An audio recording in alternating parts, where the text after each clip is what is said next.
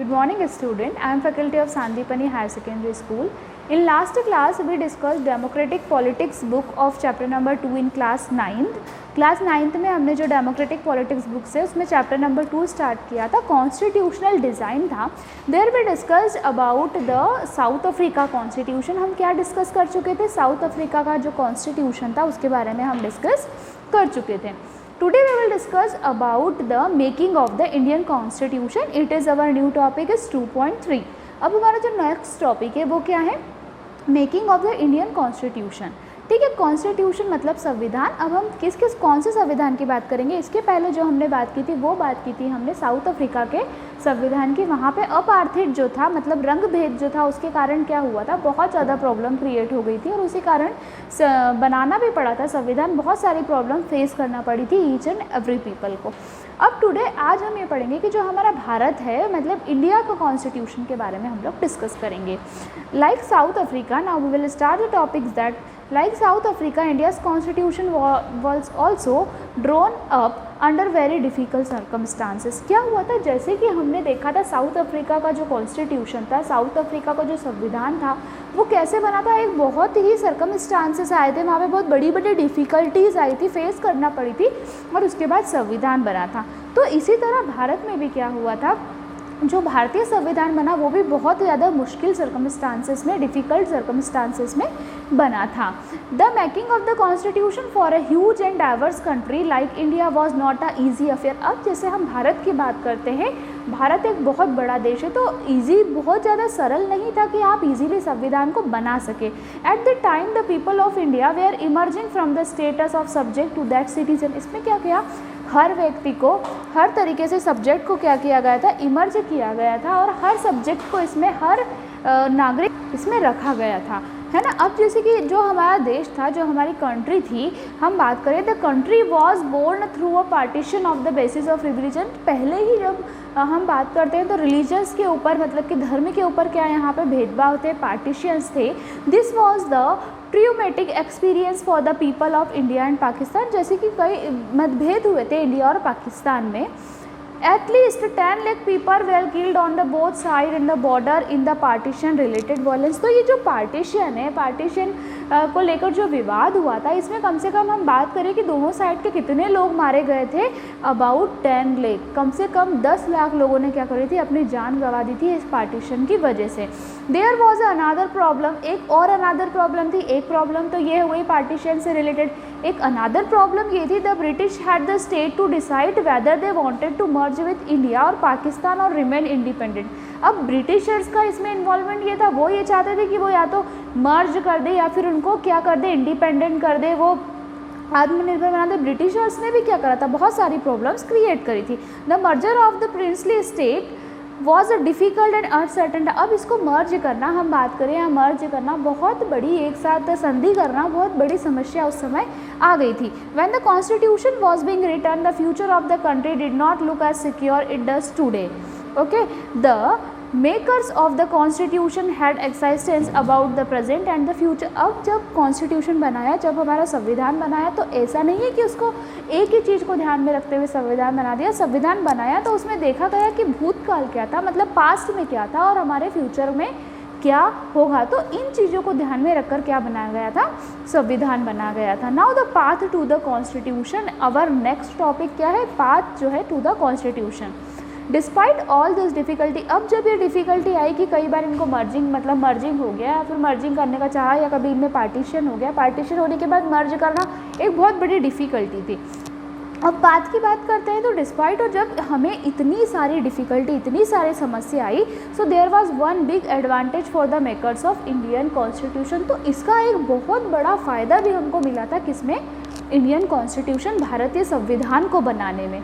Unlike south Africa they did not have a create conscious about what a democratic India should took like. अब जैसे कि हम south Africa की बात करें तो साउथ अफ्रीका में they did not have to create sense, उन लोगों ने कोई ऐसा कॉन्शियसनेस या हम बात करें कि ऐसी चीज़ें क्रिएट नहीं की थी शुरू में.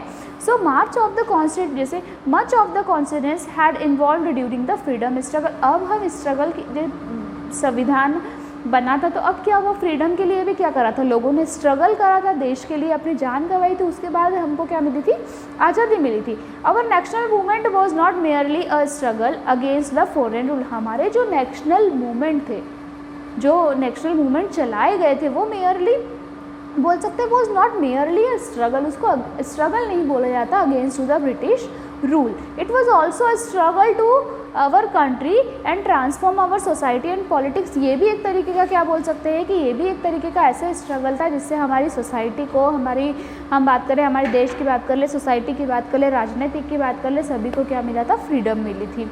There were a sharp difference of opinion within a freedom struggle. अब एक ये शार्प डिफरेंस भी कहीं ना कहीं था, क्यों था कि after independence difference exist even today, जैसे कि आज देखने को भी मिलता है। पहले समय क्या होता था, पहले बिल्कुल देश ब्रिटिशर्स थे, ब्रिटिशर्स जो ईस्ट इंडिया कंपनी थी वो देश में आई थी कि वो व्यापार करेगी, लेकिन क्या करा था, उन्होंने अपने देश पर शासन चलाना चाहता, मतलब वो चाहते थे कि भारतीय जो लोग हैं वो क्या रहे, उनके गुलाम बनकर रहे। एज फार एज बैक 1928, अगर हम बात करें 1928 की जब आप बात करते, जो मोतीलाल नेहरू थे and 8 other Congress leaders drafted constitution for India, है ना। नेहरू जी जो थे, नेहरू जी के साथ 8 लीडर और थे, उन्होंने क्या किया था, 1928 में कॉन्स्टिट्यूशन को ड्राफ्ट कर दिया था। इन 1938 the resolution at the Karachi session of the Indian national Congress dwelt on how independence India constitution, मतलब कि भारत का इंडियन जो संविधान जो बना है वो कैसा होगा। Documents were committed to the inclusion universal एडेड फ्रेंचाइजी, इंक्लूजन यूनिवर्सल, इसके साथ ये भी इंक्लूजन था कि जो एडल्ट फ्रेंचाइजी है वो राइट टू फ्रीडम, सभी को क्या मिलेगा, समानता का अधिकार मिलेगा, सभी फ्री है, मतलब कोई भी अपना व्यू प्रकट कर सकता है, किसी से भी किसी प्रकार की कोई बाउंडेशन नहीं होगी। And protecting the right of minorities, मतलब यदि माइनॉरिटीज़ है तो उनको भी समान अधिकार दिया जाएगा। And the constitution of independent India, ये किसका, एक स्वतंत्र भारत का क्या था, कॉन्स्टिट्यूशन था। अब था there are some basic values are accepted all the leaders much before the constitution assembly met to the deliberate on the constitution. अब the familiarity with the political institution, अब हम बात करते हैं जो फैमिलियरिटी थे किससे, पॉलिटिकल इंस्टीट्यूशन से, with the help of developed an agreement over the rule given voting. उन्होंने क्या करा, इसके लिए वोटिंग भी हुई। जब कॉन्स्टिट्यूशन बना था तो कॉन्स्टिट्यूशन बनाने के लिए एक कमेटी बिठाई गई थी और कमेटी ने क्या करा था, बहुत ज़्यादा हार्डवर्क किया था और उन्होंने हर एक चीज़ को ध्यान रखा था कि कैसे करके हमें भारत को एक इंडिपेंडेंट, मतलब कि एक हमको भारत को स्वतंत्र बनाना है, और मतलब सभी नागरिकों को ध्यान में रखते हुए कॉन्स्टिट्यूशन बनाया गया था कि किसी भी नागरिक के साथ भेदभाव नहीं होना चाहिए, चाहे वो जाति के आधार पर हो, चाहे वो वर्ण के आधार पर हो, चाहे वो रंग के आधार पर हो, किसी भी प्रकार का भेदभाव नहीं होगा। The British rule had given voting rights only to a few. अब जब उस समय कॉन्स्टिट्यूशन बना तो ब्रिटिश गवर्नमेंट ने क्या करा, ब्रिटिश का रूल चलता था, अंग्रेजों का शासन चलता था, उनका कहना ऐसा था कि कुछ ही लोग क्या करेंगे, यहाँ पे बस वोट दे सकते हैं। On the basis of British had introduce very weak legislature, है ना, प्रोविजनल लेजिस। इन 1937 की बात करते हैं अब हम। इन 1937 में क्या हुआ था, to provincial legislature and the minister all over British India there were fully democratic government, but the experience gained by the Indians in the working of the legislature institution proved a very useful in the country. मतलब जब सब लोगों ने मिलकर इस पर work किया, सब लोगों ने कॉन्स्टिट्यूशन के लिए वर्क किया, हार्ड वर्क किया, कमेटी बनाई गई, डॉक्टर बी आर अम्बेडकर जो थे, उनका क्या था, इनमें मेन रोल था। क्यों, कैसे करके उन्होंने कॉन्स्टिट्यूशन बनाया था, हर चीज़ को ध्यान में रखा था कि हर एक नागरिक को भी अधिकार मिलना चाहिए। क्यों, क्योंकि हर एक नागरिक को जब समान अधिकार मिलेगा तभी हमारे कंट्री का क्या होगा, इकोनॉमिक डेवलपमेंट होगा। This is why the Indian constitution adopted many institutional detail. और कहीं ऐसा हुआ था कि बहुत सारे इंस्टीट्यूशनल की डिटेल भी उसने अडॉप्ट की थी, तो इसीलिए बोला जाता है कि जो इंडियन कॉन्स्टिट्यूशन है वो क्या है, अडॉप्ट करता है डिफरेंट इंस्टीट्यूशन डिटेल और उसी के साथ and procedure from the colonies. जैसे कि हम बात कर ले, कॉलोनियल लॉज हो गए, like the government India act 1935। Years of thinking and deliberation on the framework of the constitution had another benefit. अब ये हुआ कि जैसे कि अब कॉन्स्टिट्यूशन का क्या हो गया था, ड्राफ्टिंग हो चुकी थी, तो ईयर्स हम जब लाखों समय, मतलब कि समय से सालों तक उन्होंने सोचा, उस पर डिलिब्रेशन हुआ, तो on the framework of the constitution gain confidence and learn from the other country. अब अदर कंट्री से भी क्या करा, हमने सीखा, लोगों से हम सीखते हैं, but on our own terms many of the leaders were inspired by the ideals of the French revolution. लेकिन क्या हुआ था, जो फ्रेंच रिवॉल्यूशन हुआ था, फ्रेंच रिवॉल्यूशन जो हुआ था उसमें बहुत सारे लीडर्स ने किससे इंस्पायर हुए थे, फ्रेंच रिवॉल्यूशन हुआ था। फ्रेंच रिवॉल्यूशन भी किसके लिए हुआ था, इसीलिए हुआ था कि वहाँ पे भी इस प्रकार का भेदभाव किया जाता था और उसमें वहाँ की फ्रेंच में जो वुमेन थी वो भी काफ़ी एक्टिवली उन्होंने पार्ट किया था। अब हम बात करें द सोशलिस्ट रिवॉल्यूशन इन रसिया, और इसी तरह एक सोशलिस्ट रिवॉल्यूशन हुआ था जिससे इंस्पायर हुए, कहाँ पे हुआ था, वो रशिया में हुआ था। And to think shaping the system and based on the social and economic equality, और इसी पूरे सिस्टम को सोचकर ध्यान में रखते हुए एक इक्वलिटी का, सोशल इक्वलिटी का मान लो, ये सारा कॉन्स्टिट्यूशन तैयार किया गया था। येट मतलब पाथ कैसे मिला था हम ये देख रहे हैं।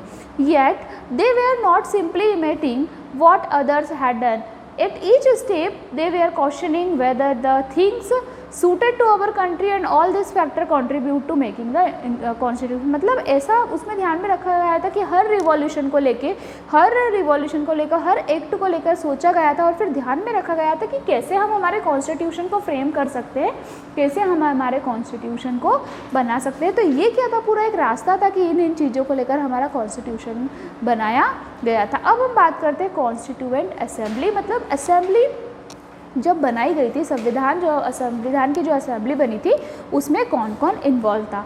Who then they are makers of the Indian constitution, you will find here very briefly sketch here in your book, sketch is also given. आपकी वो जो बुक है वहाँ पे जिन्होंने एक बहुत महत्वपूर्ण भूमिका निभाई अपना कॉन्स्टिट्यूशन बनाने के लिए, उनकी पिक्चर भी आपको दिख सकती है। इस कॉल्ड द, जो मेंबर मतलब the drafting of the document, ऐसे मेंबर जिसने क्या किया था, ड्राफ्टिंग की थी, किसकी, डॉक्यूमेंट की, जो डॉक्यूमेंट्स बनाया गया था, जो कॉन्स्टिट्यूशन बनाया गया था, the drafting of the constitution हम बात करें, is the drafting of the document is called the constitution. मतलब जो डॉक्यूमेंट की ड्राफ्टिंग कराई गई वो तो कॉन्स्टिट्यूशन कहलाया। अब जो हमारा कॉन्स्टिट्यूशन असेंबली था उसमें जो इलेक्टेड रिप्रेजेंटेटिव्स थे, है ना, वो क्या कहलाए, हमारी कॉन्स्टिट्यूएंट असेंबली। जो रिप्रेजेंटेटिव थे, जो मेंबर्स थे उस असेंबली के, it's called a constituent assembly. क्यों, क्योंकि वो पूरा कॉन्स्टिट्यूशन पे कार्य करते थे। Election to be constituent assembly were held in July 1940। जो कॉन्स्टिट्यूएंट असेंबली है, ठीक है, उनका इलेक्शन कब किया गया था, जुलाई 1946 में, 1946 में कॉन्स्टिट्यूएंट असेंबली का इलेक्शन किया गया था। Its first meeting was held in December 1946। जो पहली मीटिंग थी, प्रथम मीटिंग थी, कब की गई थी, दिसंबर 1946 में गई थी। Soon after the country was divided into India and Pakistan. उसके बाद ये हुआ था कि बहुत जल्दी कंट्री क्या हो गई थी, डिवाइड हो गई थी, इंडिया और पाकिस्तान दोनों सेपरेट हो गए थे। The constituent assembly was also divided the constitute. अब जैसे ये देश, ये इंडिया पाकिस्तान डिवाइड हुए, तो उसी तरह जो कॉन्स्टिट्यूएंट असेंबली है वो भी क्या हो गई थी, डिवाइड हो गई थी। And wrote the Indian constitution had 299 member. और उसी तरह जो हमारा भारत का कॉन्स्टिट्यूशन था, जो भारतीय संविधान था, उसमें टोटल कितने मेंबर्स थे, 299 मेंबर्स किसमें थे, इंडियन कॉन्स्टिट्यूशन असेंबली में। The assembly adopted the constitution on 26 January 1949 but it come into effect on 26 January 1950। To mark this day we celebrate January 26 as a republic day year. अब क्या हुआ था, जो ये असेंबली इलेक्ट की गई थी, तो उन्होंने कॉन्स्टिट्यूशन को कब अडॉप्ट किया था, 26 जनवरी को अडॉप्ट किया था 1949 में, लेकिन but in the effect come on 26 January 1950। लेकिन इसका जो इफेक्ट है वो कब आया था, 1950 में आया था। और इसी कारण से हम क्या करते हैं, 26 जनवरी को एज ए रिपब्लिक डे क्या करते हैं, सेलिब्रेट करते हैं। Why should we accept the constitution made by the assembly. अब ऐसा क्यों हम असेंबली ने कॉन्स्टिट्यूशन बनाया और हमने क्या कर लिया, उसको एक्सेप्ट कर लिया। तो ऐसा क्यों, constitution made by this assembly more than 6 decades एगो, है ना, कम से कम 6 डिकेड्स एगो पहले ये हुआ था। So we have already noted one reason about, जैसे कि हमने इसके पहले भी एक रीज़न देखा था। The constitution does not reflect the views of members alone. Constitution संविधान बना था तो ऐसा नहीं था कि किसी हर एक व्यक्ति के लिए, मतलब कि ऐसा नहीं है कि सिर्फ एक ही व्यक्ति ने उस पर कार्य करा और कॉन्स्टिट्यूशन बना लिया. Its time many countries of the world have had rewrite their constitution afresh because the basic rule way are not acceptable to all major social and political. अब इसीलिए बनाया गया था कि क्योंकि ऐसे बहुत सारे रूल्स थे, ऐसे बहुत सारे नियम थे, ऐसे सोशल मान लो, आप पॉलिटिकल मान लो, जो कि अडॉप्टेबल नहीं थे, मतलब वो अडॉप्टेबल नहीं कर पाते थे. उससे क्या होता था, लोगों पर शासन होता था. इसीलिए किसको अडॉप्ट किया था, कॉन्स्टिट्यूशन को अडॉप्ट किया था. अब constitution exist mere a piece of paper. ऐसा नहीं है कि कॉन्स्टिट्यूशन है कि आप अपन बात कर लो कि पीस ऑफ अ पेपर है. Over the last half the century several groups have question some provision of the constitution but no larger social group और political party has ever question. मतलब इसमें कोई बहुत बड़ी पॉलिटिकल पार्टी नहीं थी या कोई बहुत बड़े लोग नहीं थे, है ना. मतलब जो बनाया वो एक ऐसा उन्होंने अपने देश के लिए काम करा, पर ऐसा नहीं है कि कोई पॉलिटिकल पार्टीज इन्वॉल्व हो गई कि बड़ी बड़ी उन्होंने अपनी हस्तियाँ लगाई यहाँ पे. ऐसा कुछ भी काम यहाँ पर नहीं किया गया था. The constitution, the second reason of that expecting constitution is that constituent assembly represent the people of India. जो सेकेंड रीज़न था कि कॉन्स्टिट्यूशन को अडॉप्ट किया गया, तो सेकेंड रीज़न इसका ये था, इसीलिए इसको अडॉप्ट किया गया था क्योंकि ये किसको रिप्रेजेंट करता था, भारत के लोगों को. मतलब कि constitution represent the people of India. This was no universal adult franchise. इसमें कोई एडल्ट फ्रेंचाइजी नहीं थी. So that the time the constitution assembly could not have closely directly by all the people of India. ठीक है, तो ऐसे कुछ reason थे, ये ऐसे रीज़न थे जिसके कारण क्या हुआ, जिसके लिए ये किया गया कि कैसे भी करके जो कॉन्स्टिट्यूशन है उसको अडॉप्ट किया. तो उसके भी कारण थे. ऐसा नहीं होता है आप कॉन्स्टिट्यूशन संविधान बना है तो सभी को समान हक मिला, समान अधिकार मिला, उसको इसी के बाद क्या किया, इसको अडॉप्ट किया गया था. फाइनली अपन ये बोल सकते हैं विद द कॉन्स्टिट्यूशन जो असेंबली होती थी work give as a sensitive of the constitution और the constituent assembly worked in the systematic. उन्होंने एक बहुत सिस्टमेटिक कार्य किया, ओपन, बिल्कुल ओपन, उनकी थिंकिंग भी ओपन थी. मतलब किसी भी प्रकार का फर्स्ट सम बेसिक प्रिंसिपल अगर देखें तो they are decided and at drafting committee के जो चार्ज, मतलब जो ड्राफ्टिंग कमेटी है ना, वो किसके हाथ में थी, जो चेयरमैन अपन जिन्होंने चेयर्ड किया था बाय डॉक्टर भीमराव अंबेडकर जो थे, उन्होंने एक ड्राफ्ट कॉन्स्टिट्यूशन को प्रिपेयर किया था डिस्कशन के आधार पर. और several place of the draft constitution close more than 2000 amendments were consider. कम से कम इसमें 2000 अमेंडमेंट्स है. किसमें, हमारे भारतीय संविधान में. The members of the deliberated for 114 days spread over 3 years. उसी के साथ every document presented every word. इसका जो हर डॉक्यूमेंट है, या अपन बात करें कि हर डॉक्यूमेंट क्या प्रेजेंट करता है, every word spoken in the constitution assembly. Her word बोल के बताया गया है, समझाया गया है, रिकॉर्डेड किया गया है, उसको प्रिजर्व्ड किया गया है. This are called the constitution assembly. तो ये जो पूरा कार्य करा कॉन्स्टिट्यूशन को लेके, ये क्या होता है, कॉन्स्टिट्यूशन असेंबली होता है.